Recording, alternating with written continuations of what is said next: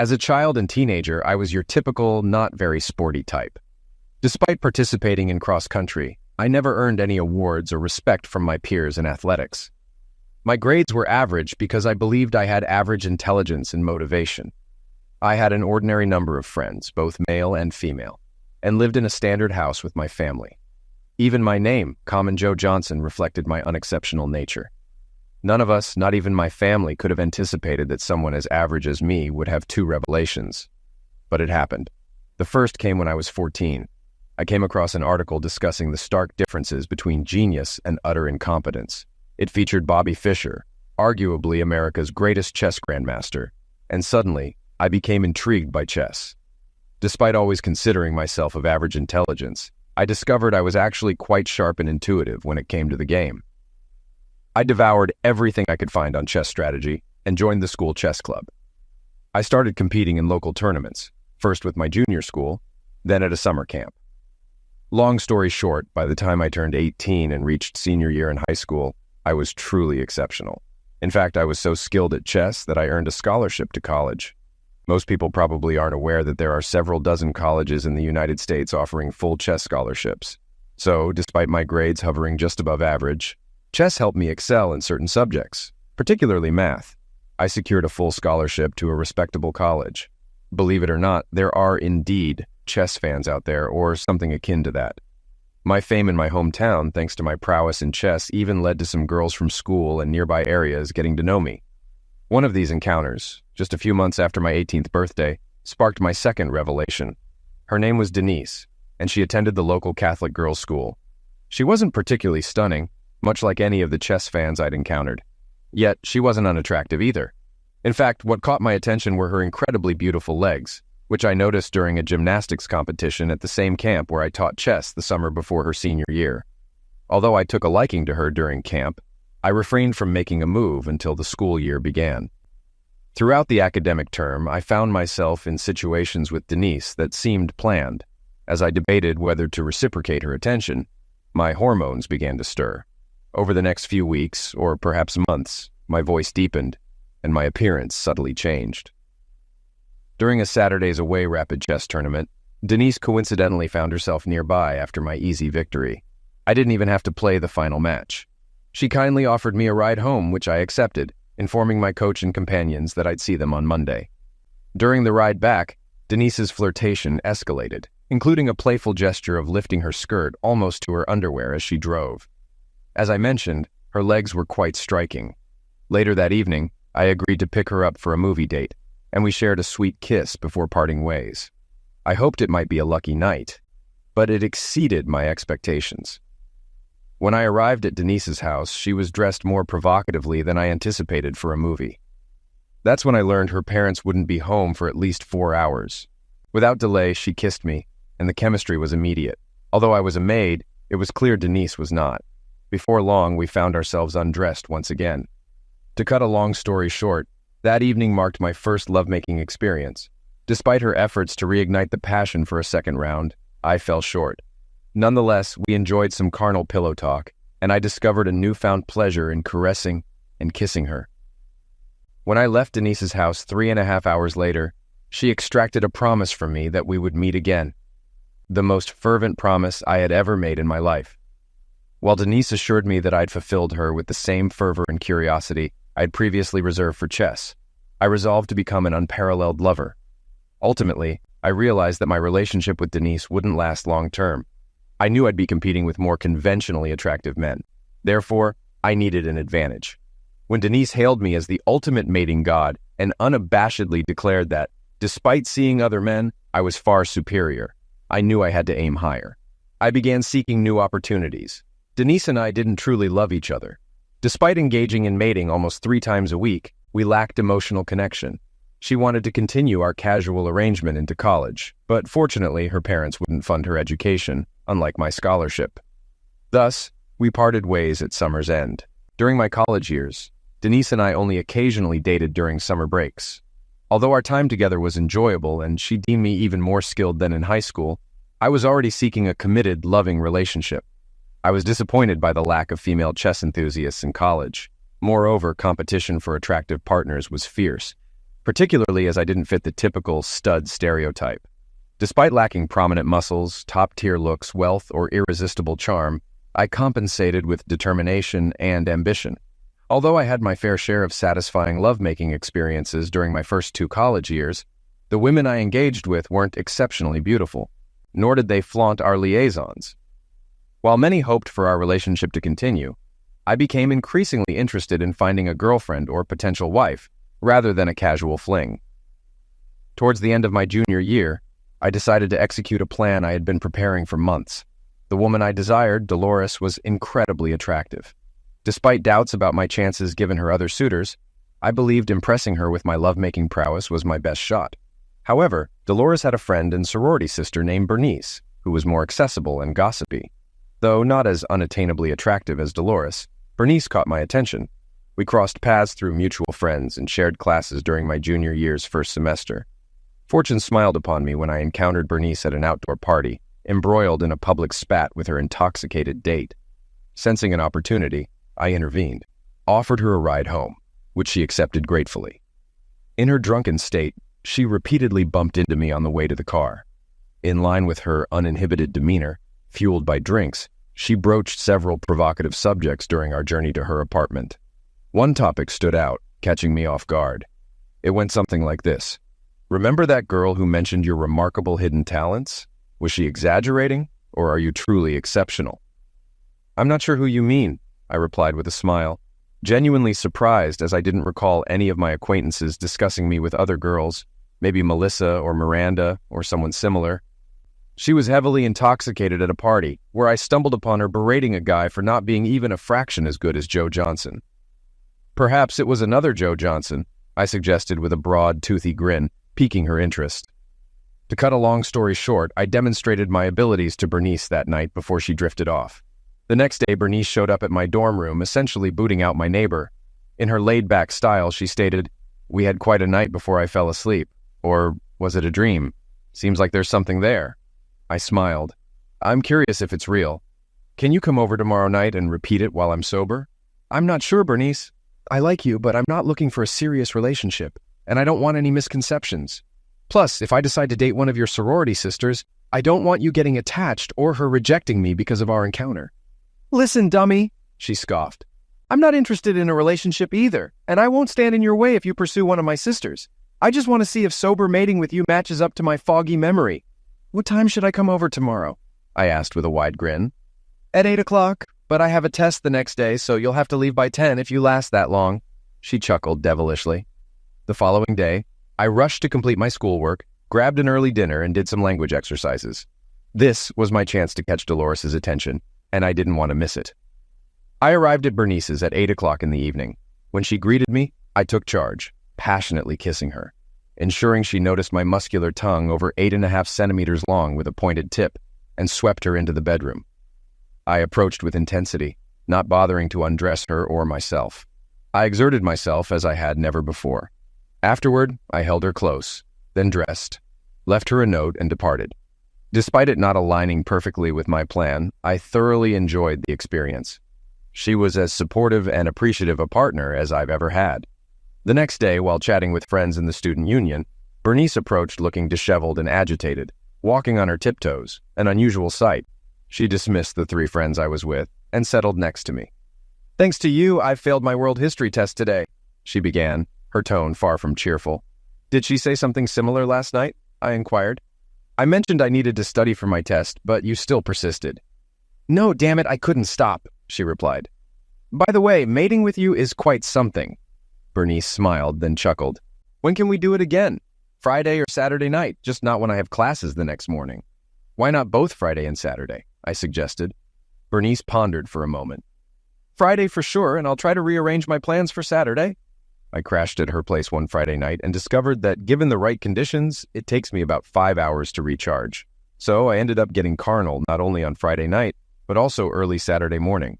Thankfully, I didn't have much to do on Saturday during the day, as I needed to catch up on sleep to recover and prep for Saturday night, which pretty much mirrored Friday night until around 3 o'clock Sunday morning. We had to call it quits eventually. In the following week, I noticed more smiles from attractive women when I passed by on breaks or during class than I ever had before. and among them was Dolores. After 3 more lengthy sessions with Bernice over 3 weekends and continued attention from women across campus, we had a serious talk before another Friday rendezvous. We sat down on a bench in a secluded area of campus. "Joe, I have something to tell you that you might not like. Since I've been so preoccupied with our physical relationship, I'm managing to get multiple B's this semester for the first time." "Have you never received a B in college?" I inquired, quite surprised. I knew Bernice was intelligent, but considering her personality and love-making activities, I never imagined she would make the dean's honor list. College is beside the point. I've never gotten a B in my entire life. Despite my promiscuity, I'm a dedicated student and aim to graduate with honors, so I need to dial it back with you. I'm just a session or 2 away from graduating while I'm working on improving my grades in world history and astronomy. Astronomy was known as one of the toughest subjects in the School of Liberal Arts. I was surprised she even took it, let alone planned to ace it. "Now that we're being honest, Bernice, let me tell you what I want. I want a relationship with Dolores McHugh. I want you to help set us up. If you do this, I'll gladly go on 2 more dates with you because that's all there'll be before the end of the semester, at a time and place of your choosing. Otherwise, we're finished, right now." "You're quite the little extortionist," she chuckled.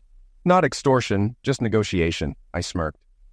5 days later, Bernice and I reconvened on the same bench. "You've really thrown a wrench in my life, idiot," she grumbled, though by now I knew her well enough to recognize the grumble as fake. "Like this?" I teased. "I set you up with a date with Dolores at the cost of my conscience and pride. That's the deal." She snorted again. "How do I not understand?" I quipped, this time with a grin. "I stirred up trouble between her and that idiot football player she's dating. Told her that you've worn me out so much that if she wants to let loose and just have fantastic mating, she should go on a date with you. How do I suddenly ask her out on a date out of nowhere? I'm even nervous about it. I took care of that too. Told her I had plans with you at an off-campus dance party on Saturday night, and that we agreed you'd pick me up at the sorority house. I mentioned that when you arrived, I'd stage a family emergency. She'll be nearby, and if you look disappointed, she'll offer to go in my place. I even got you tickets to the dance party." "You're unbelievable," Bernice said with a grin, pulling out 2 tickets from her bag. I pocketed the tickets and gave her a passionate kiss. "Let me know when you're ready to be swept off your feet, and I'll make it happen." I grinned. "You've already made my days, but I just want 2 more 2-hour sessions at most with you. I'll give you the dates, and you'll show up even if you have plans with Dolores. Agreed?" "Agreed," she laughed. The initial phase of the date with Dolores proceeded smoothly. Bernice skillfully unfolded a narrative about family concerns, and I feigned sympathy as she became emotional. Meanwhile, Dolores walked by, looking impeccably groomed despite her relaxed outfit.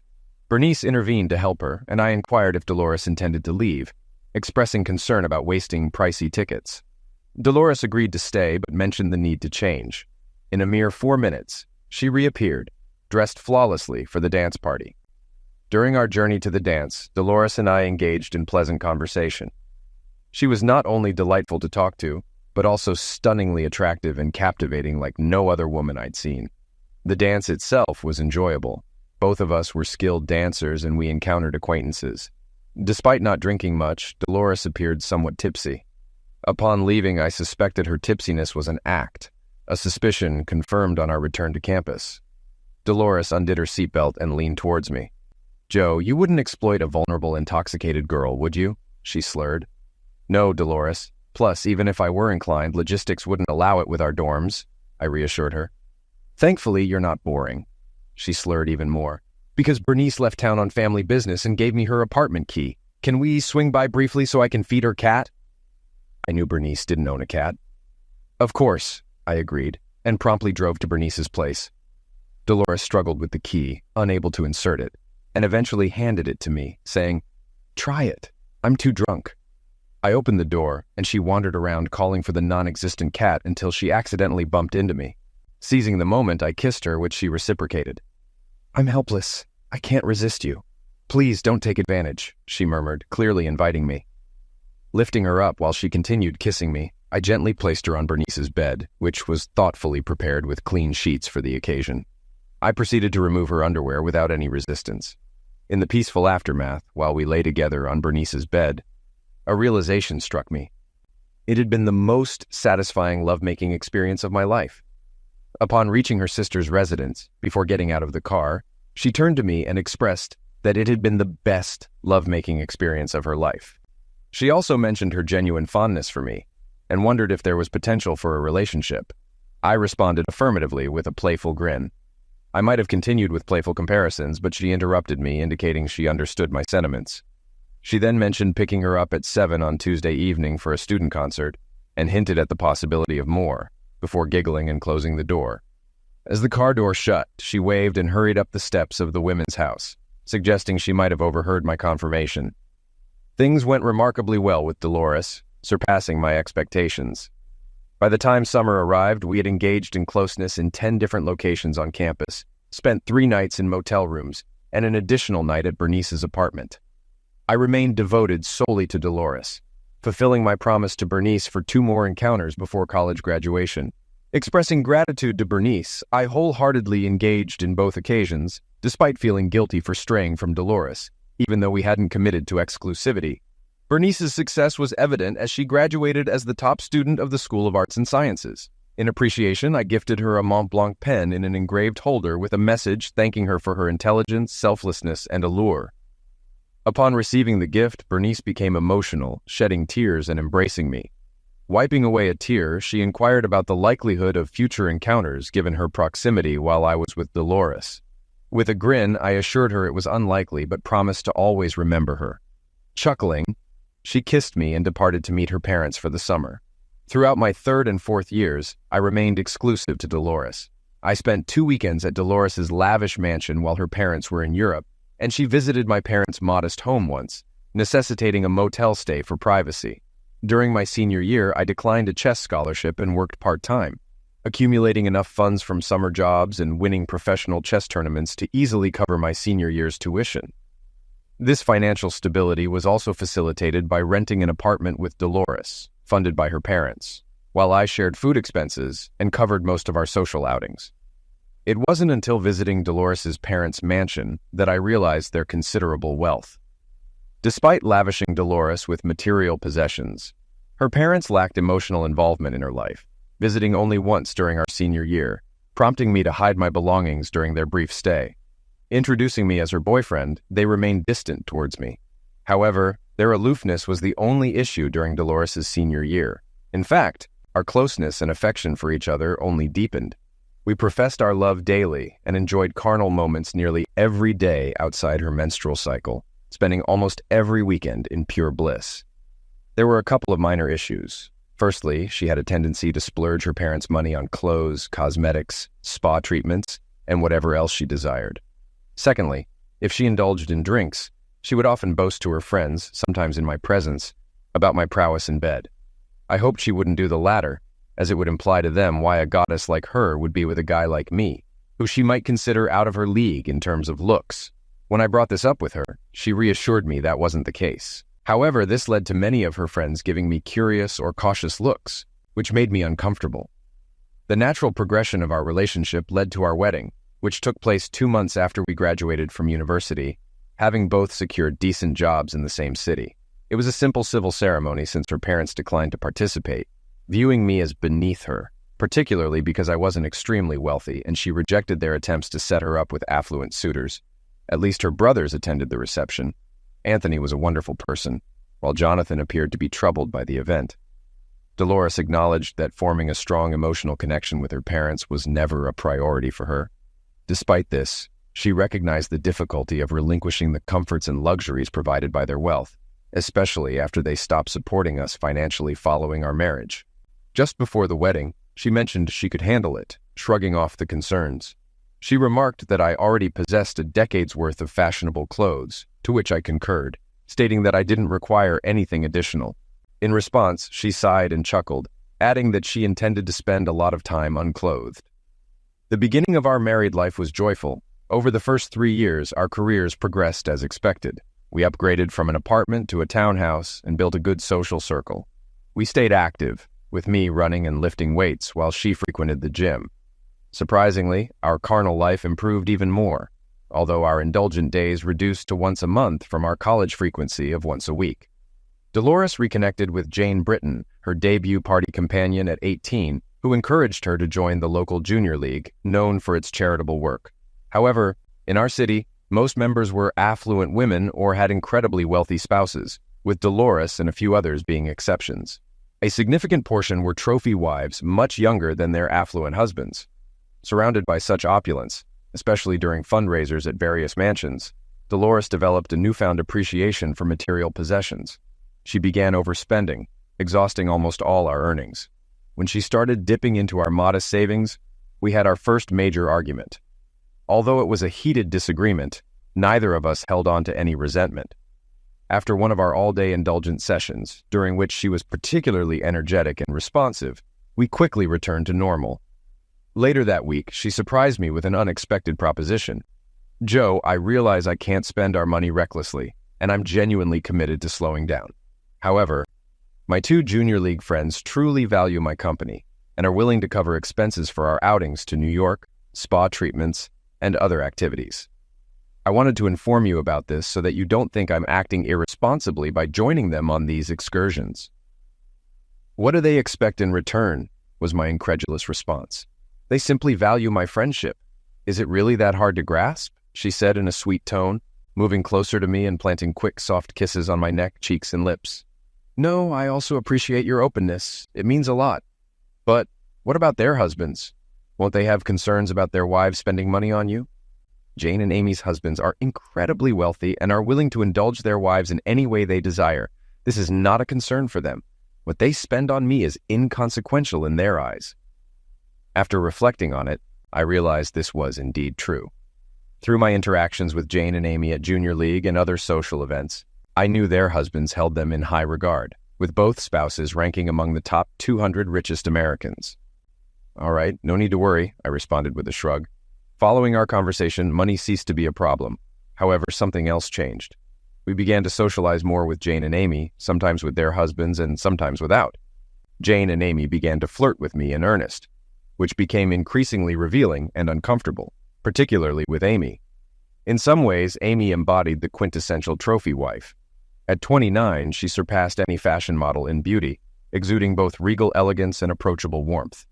Married to Wilton Braxton, a septuagenarian ranked 35th among America's wealthiest individuals, Amy was the epitome of glamour. She was the only woman I'd ever seen who outshone Dolores in appearance, and she maintained her looks with unwavering dedication, including rigorous workouts with a personal trainer 5 days a week. Moreover, Amy was the most charitable person I'd encountered, tirelessly fundraising for causes like supporting battered women, alleviating child poverty, and aiding children with serious illnesses. When not engaged in exercise, socializing, shopping, or attending resort retreats, Amy dedicated herself tirelessly and energetically to charitable endeavors. If a fundraiser fell short on funds, Wilton Braxton readily made up the difference, seemingly finding joy in Amy's happiness. After a particularly flirtatious encounter with Amy at a mansion during a social event, during which she feigned intoxication, I knew it was time to discuss the situation with Dolores. The following day, after a pleasant brunch and an enjoyable morning of closeness, I sat Dolores down on our patio. "Darling, there's a sensitive matter I need to discuss with you." "What is it, dear?" she asked, smiling. "I'll be straightforward. Amy Braxton and Jane Britton seem to be making advances toward me whenever they get the chance. You've heard some of their comments yourself." "You must feel flattered," Dolores replied with a grin. "Well, maybe not entirely flattered," she continued, her grin turning mischievous. "Considering Amy's husband isn't satisfying her in the bedroom and Jane's husband isn't much better. I'm sure they're simply enjoying your company." "Do you discuss their bed lives with them?" I asked, puzzled. "Of course. Wealthy women always discuss their bed lives." "Do you discuss ours with them?" I hesitantly queried. "Yes. I've shared with them how you fulfill me in ways no other man can," she said, noticing my discomfort. "Do you divulge everything?" she teased. "Almost," she giggled, sensing my unease. "What about their reaction?" "They're eager for details. They envy me," Dolores grinned. "I wish you wouldn't do this," I stammered. "Why not? They keep it between us. Are you intoxicated when discussing our bed life?" "Sometimes. But often, especially during sober outings like spa trips or shopping, they live vicariously through me. And I'm happy to indulge them since they sponsor my activities," she answered, without embarrassment. Seeing my distress and noticing my clenched hands, she approached, sat on my lap, and kissed me. "I wish you wouldn't do that again," I said between kisses. "On one hand, I don't want to offend them. But on the other, I'm only human. You know, they're very attractive. Of course I understand, dear. In fact, Amy is probably the most stunning woman I've ever seen. And Jane isn't far behind, but I trust you can handle this. With that, she knelt down for the second time in as many weeks.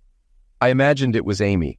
And surprisingly, during mating, I imagined it was someone else for the first time since meeting Dolores. After that, Amy and Jane's flirtation only intensified.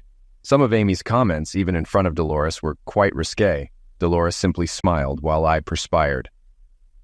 One Friday evening, the situation reached a critical point. Dolores and I were supposed to meet Amy and Wilton after work to attend the opening of a play downtown. But when I arrived, only Amy was there. She greeted me with an overly familiar hug. Shortly after, my phone rang. It was Dolores. "Honey, bad news. My brother Anthony's wife just called and said he was in an accident. It's not life-threatening, but she needs help with the children. I'm so upset I'll miss the performance. I can't refuse them." "Sorry to hear that, dear. How long will you be away?" I inquired, aware that Anthony and his family lived just one suburb away. "I hope it's only a few hours, but I'll really miss it." "Me too, Dolores. I'll call you to let you know when I'll be back this evening. Listen, my love, if Amy or Wilton are there, will you give them the phone?" "Okay. I love you," I responded, handing the phone to Amy. Amy and Dolores conversed for a while, with Amy expressing sentiments like, "We'll miss you. I understand, and we'll take care of him." Shortly after, Amy returned my cell phone and hers rang. After a brief conversation, during which she seemed disappointed, she passed the phone to me. "This is Wilton, Joe." "Hello, Wilton. How are you?" I cautiously greeted. "Listen, Joe, a very important business deal just came up, and I have to take my private jet to Paris within the hour. I won't be back until Sunday evening. I'm really sorry I'll miss the show, but Amy really wants to go, so please join her and then go to dinner at my expense." I'd been through this scenario once before when Bernice set me up with Dolores. My suspicions were raised, but there was nothing I could do. Before we entered the theater, Amy noticed a couple of disappointed students at the box office, who apparently had no idea that the opening night tickets would sell out, or how much they would cost, even if they managed to stay. She paused, planting a kiss on my cheek before approaching the young man and woman. After chatting with them briefly, she handed them 2 tickets, and it seemed they were overwhelmed with gratitude. As the excited college kids followed us into the theater, I whispered to Amy, expressing how she had undoubtedly made their evening, if not their month or year. In response, she grinned and tightly squeezed my biceps, remarking that she could do the same for me. I blushed, acknowledging her words with a shy smile. The evening felt surreal, almost as if it belonged to another realm. Despite the excellent acting, Amy's continuous physical contact with me proved distracting. Even more so was the interaction with the 2 college students Amy invited over during intermission. After introductions, the girl inquired if I was Amy's husband, to which Amy replied on my behalf, stating that I was her lover, winking at me mischievously. The young man's reaction to this caused him to spit out his drink, which Amy had poured for him, through his nose. Thankfully, we all shared a laugh, and I swiftly changed the subject. Throughout dinner, Amy persistently ran her foot up and down my leg, and occasionally rested her hand on my thigh. It was evident she had consumed quite a few drinks as her speech began to slur. I barely touched my food, attempting to keep the conversation light. After dinner, as I drove Amy home, she appeared to pass out. When we arrived, she was giggling and almost incoherent. I rang the doorbell of her mansion, but there was no answer. Eventually, I managed to wake Amy up. "Amy, no one is answering the door at your house." "The maid has the day off today," she slurred with glassy eyes. "Got a key?" I queried. "Right here," she giggled, passing me her clutch. In her small clutch, I quickly located the key, assisted her out of the car, and physically carried her to the front door. A task not without its challenges. Ascending the 10 steps from the circular driveway to the ornate entryway, I propped her against the front wall, unlocked the door, and ushered her inside. Leading the way, I supported her as she stumbled behind me. Suddenly, she straightened up, closed the door, and leaned against it. Extracting her mobile phone, she pressed a button, her expression unexpectedly content. "What's up?" I inquired. "Your wife's about to call," Amy said with a mischievous grin. At that instant, my phone rang, and I turned away from Amy to answer the call. "Hi, honey," Dolores greeted. "Anthony's wife asked me to stay until Sunday evening because they really needed me. I hope you don't mind. I wish I could chat longer, but there's so much commotion here. Love you, and can't wait for Sunday." Then she abruptly ended the call without acknowledging my request to wait or my questions. "What's the deal?" I turned back to Amy to find her standing undressed except for her high heels and a necklace of rubies and diamonds. Her allure and sensuality left me breathless. "What?" That was the only foolish thing I managed to say apart from a sigh.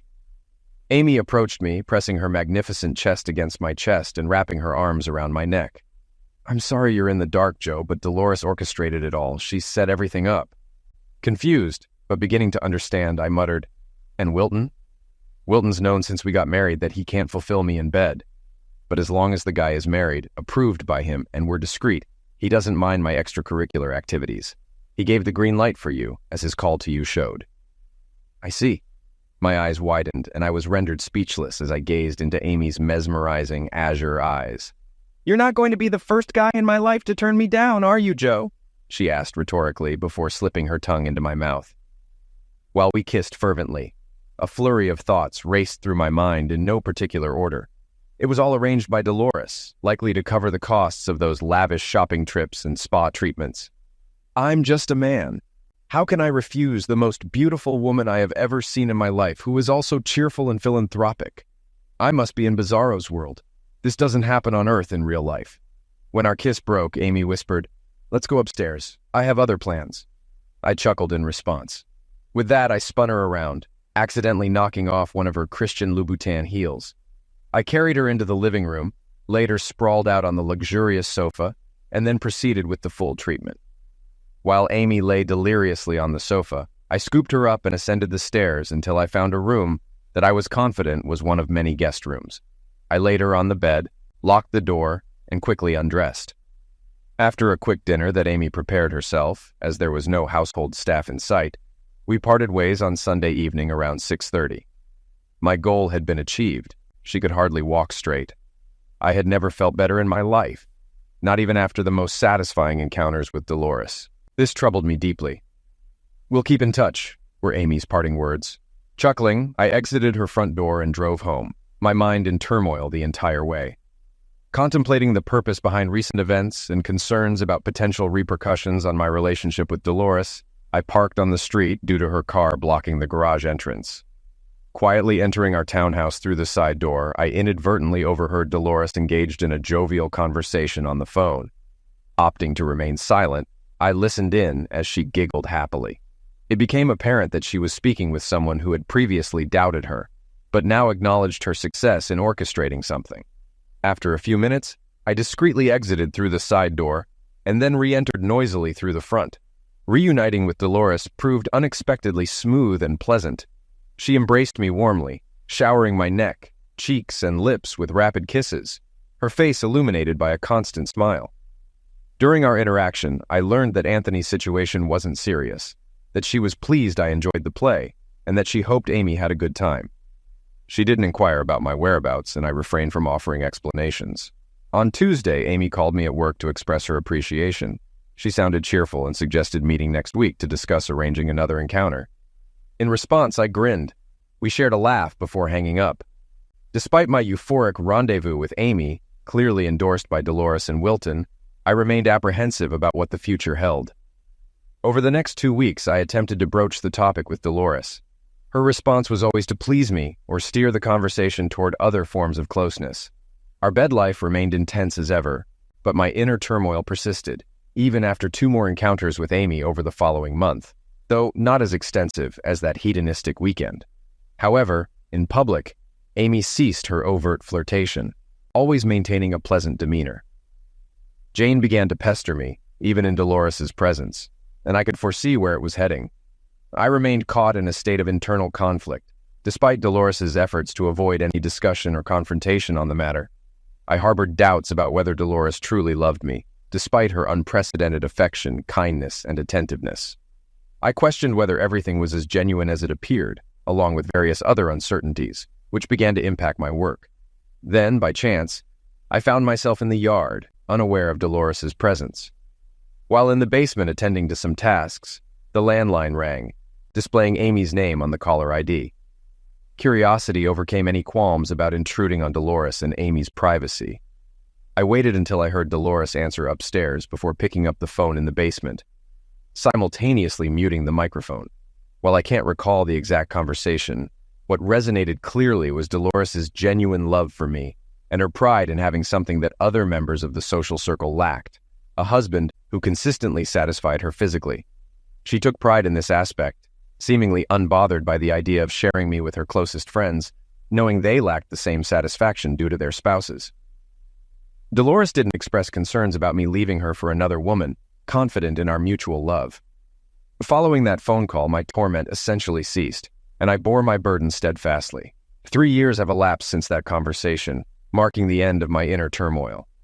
While I complied with Dolores's wishes, I remained firm in my stance against her having a love-making relationship with another man. Although I never explicitly discussed this with Dolores, I made it clear to Amy and Jane that I wouldn't condone Dolores taking a lover. I'm certain they conveyed this to Dolores. As their conversations revealed, they shared everything. I began to see it as a duty, akin to servitude, as did Jane. Though not as physically attractive as Dolores or Amy, Jane possessed a strong libido, focusing primarily on love-making gratification with less emphasis on closeness or playfulness. Our bi-weekly encounters with Jane were relatively brief and straightforward. Conversely, the nearly weekly sessions with Amy proved more complex, despite my efforts to suppress them. I developed genuine feelings for Amy, although I couldn't discern whether her affection for me matched mine for her. Nonetheless, her vibrant and playful demeanor lifted my spirits like no other. With Wilton's declining health, I pondered the implications of his potential passing. I lacked answers, and the situation grew more intricate as Dolores was now 8 months pregnant.